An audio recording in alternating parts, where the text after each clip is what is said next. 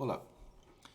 Na aula passada, a gente desenvolveu um sistema completo, tá, que utiliza o Enai MyHill para fazer aquisição de dados de alto desempenho. Para conseguir fazer isso, o que a gente fez?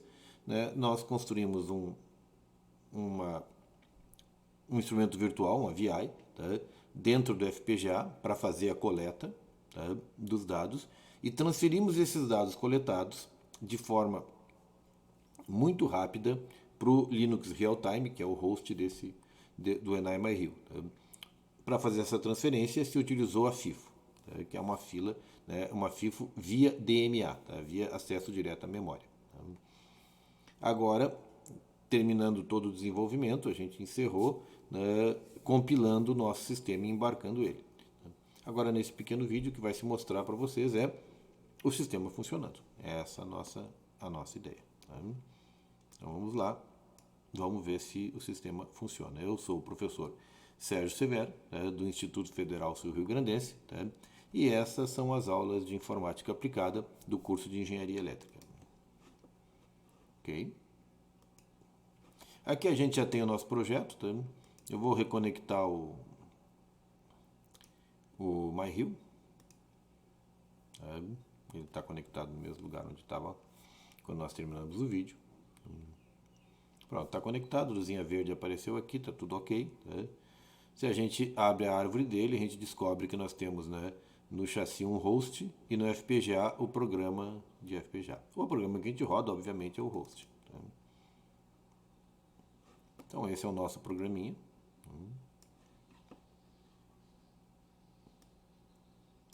E vamos ver se o programa funciona. Tá?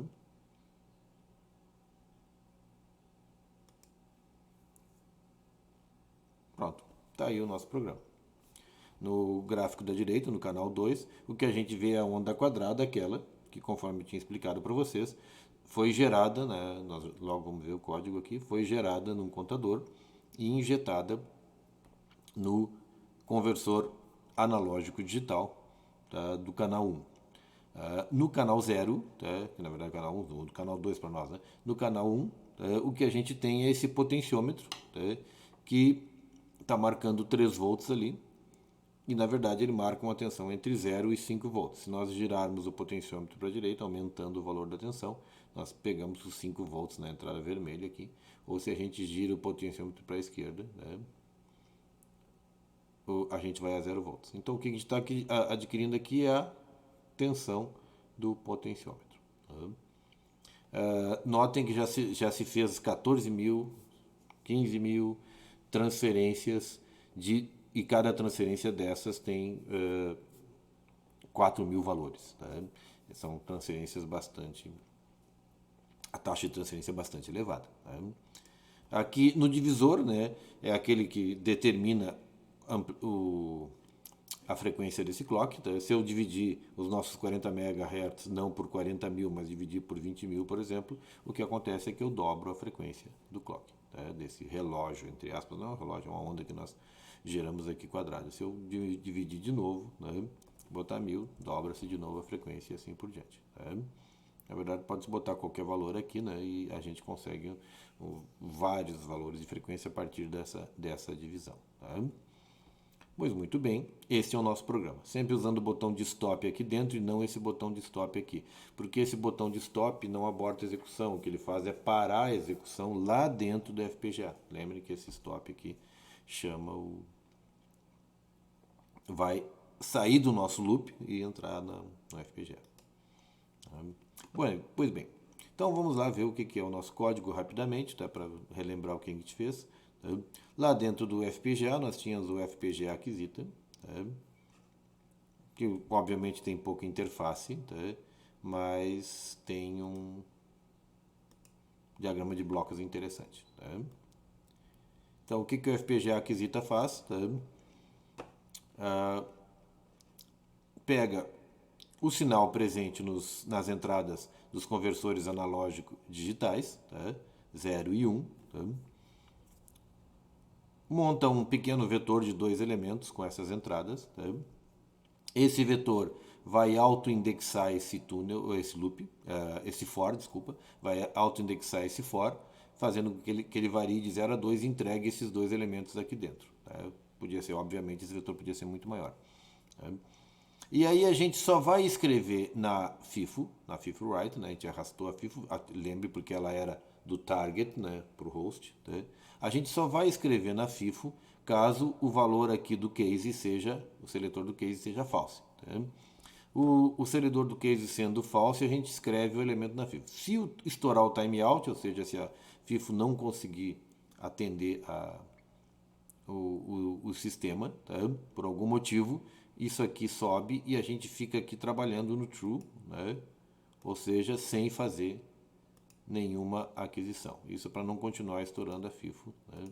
Que daí o sujeito simplesmente não vai conseguir esvaziar ela. Isso aqui é uma coisa bastante importante, porque se você não conseguir esvaziar a FIFO, você não consegue fazer a transferência de dados mais. Tá? Obviamente, essa porta hora aqui, ela entra no registrador de deslocamento, vai lá e você pega e compara o valor anterior. Ou seja, uma vez que entra em timeout, ele fica travado no timeout, mas para de fazer a transferência de dados para a FIFA até que alguém vá lá no host e transfira os dados e tire os dados dela. Não adianta aquisitar aquilo que você não consegue mandar para cima. Tá? Esse outro loop é um loop muito especial, né? Ele é um loop temporizado, ele executa exatamente a cada 25 nanosegundos, tá? Ou seja, ele tem uma frequência de circuito aqui de 40 MHz. Tá? Foi utilizado para quê? Foi utilizado para a gente gerar aquele sinal de onda quadrada. Tá? Como é que ele foi feito? Bom, o divisor aqui, né? Nós temos aqui um incremento, né? Vai contando, isso aqui começa a contar, tá? E enquanto o valor contado não for maior do que o divisor, ele continua contando. Quando o valor contado for maior do que o divisor, essa entrada do seletor fica true, ele passa o valor do contador de volta para 1. Ele reseta o contador, volta para 1 e começa a contar novamente. Mas ele também faz outra coisa. Quando ele faz aqui, ele habilita a negação, né, dessa linha, desse registrador de deslocamento. Habilitando essa negação do registrador de deslocamento, ele simplesmente chaveia a onda quadrada. Ela desce ou sobe, dependendo se ela está alta ou baixa. Tá? Então, se ela estiver alta, isso aqui chaveia, ela nega e ela desce. E isso é colocado direto dentro do conversor, da saída digital do conector C.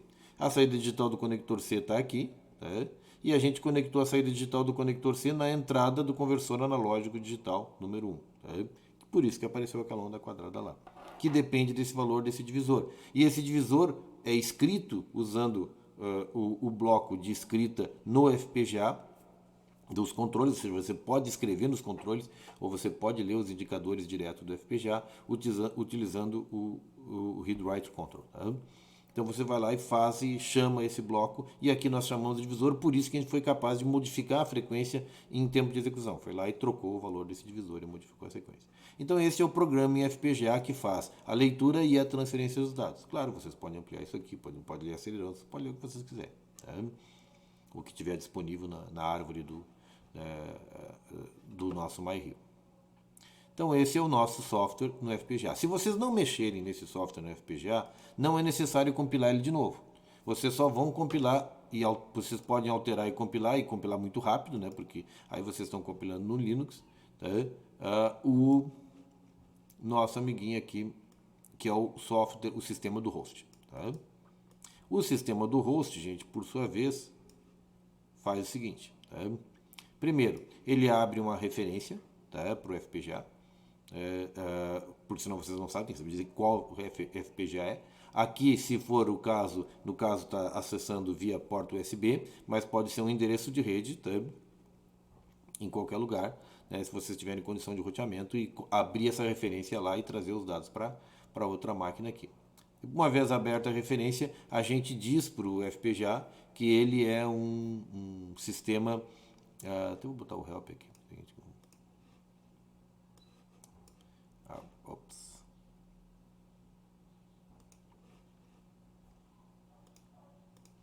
Agora, o que houve aqui? Ótimo. Nós dizemos agora para ele que ele é um sistema, né, lá no util customizado. Tá? Então a gente seta como um bitfile customizado e não um bitfile padrão do FPGA. Tá? Tá aqui embaixo. Uma vez feito isso, a gente configura, invocando um método, a gente configura a nossa FIFO. Tá? Então, o invoke método vai lá e chama o método da FIFO, o FIFO configure, tá? E a gente, na configuração, determina o tamanho desse buffer aqui que vai receber de dados. Se começar a dar muito timeout lá, não está conseguindo transferir, é porque esse buffer está estourando, então tem que aumentar um pouco esse tamanho. É preferível sempre aumentar o tamanho. Aqui, obviamente, que vocês têm mais memória, vocês estão no sistema operacional Linux e não dentro do FPGA, que vocês vão comer recurso do FPGA. Tá? Feito isso, a gente conecta num outro método, tá? Um outro invoke que parte a FIFO. Tá? Parte a referência da FIFO aqui. Tudo configurado, começamos a fazer o nosso serviço. Tá? Agora a gente entra no looping principal. No loop principal, a primeira coisa que vai se fazer é contar, deixar a FIFO travada, recebendo dados até que o número de dados seja suficiente para a gente fazer a transferência. Tá? Que é o que esse método invocado aqui faz. Tá?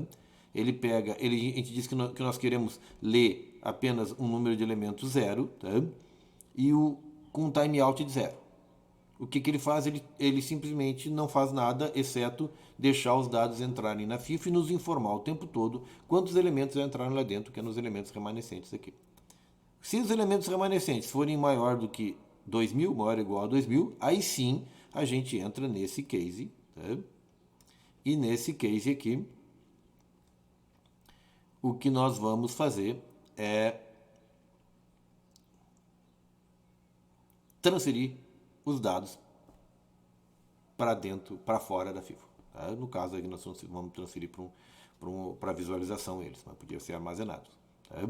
Como se faz isso? Pega os números de elementos que a gente disse, os 2.000 que a gente queria tirar, tá? Retira esses 2.000 elementos, tá? E aqui na saída data, que não foi utilizada antes aqui, porque não se estava lendo número de elementos nenhum, agora nós estamos lendo 2.000 elementos. Na saída data, a gente pega o vetor, decima o vetor, tá? Decima o vetor aqui, decimando esse vetor a gente consegue separar no canal 1 e no canal 2, tá? Passa para double, multiplica por 20 e divide por 4.096, tá? Numa expressãozinha numérica. Para quê? Para passar isso para tensão. E apresenta eles no canal 1, no Waveform Chart, tá? E no canal 2. Outra coisa que está se fazendo também é contando o número de transferências aqui. Quando a gente cansar de trabalhar, a gente clica no stop, e clicando no stop, a gente vai parar o stop lá com o Read Write Control, né? Nós vamos parar o stop do FPGA, do loop temporizado, tá? Do timed loop, tá? Vamos parar a FIFO e finalmente vamos fechar a referência ao FPGA. Tá? E aí eu vou apresentar uma mensagenzinha de erro, tá? Sem problema, só para ver se não deu nada muito complicado. Este é o programa, tá? Aqui no host, não mexendo, tá? Em nada, ele vai lá e funciona direitinho. Tá? Por que está quicando aqui assim? Bom, está quicando aqui assim porque, na verdade, esse é o sinal digital que é gerado. Tá? Fiquem tranquilos que é exatamente isso que ele faz. Dá para fazer isso, dá para transformar isso aqui no osciloscópio? Dá. Com a porta digital vocês podem fazer um osciloscópio, inclusive com trigger externo. Tá? Os sinais ficam muito bonitinhos aqui. É um osciloscópio que pode chegar com esses conversores analógicos digitais a 100 kHz. 100 kHz já é toda a faixa de áudio. Tá? Sem contar que vocês têm uma memória, né, enorme para transferir esses dados, que afinal de contas, o osciloscópio de vocês está conectado direto num PC. Tá? É bastante interessante, tá? E é uma das aplicações disso. Mas a aplicação mais importante é justamente essa. É você garantir uma transferência de uma massa de dados, veja, o número de transferências já chegou a 13.000, garantir uma transferência de uma massa de dados sem perda de dados, né, no meio do caminho. Porque vocês têm agora um dispositivo FPGA associado, né, que garante essas transferências sem o menor problema. Muito obrigado, né? Se vocês conseguirem fazer, né? Boa sorte, é bastante interessante esse tipo de programa. Boa noite a todos.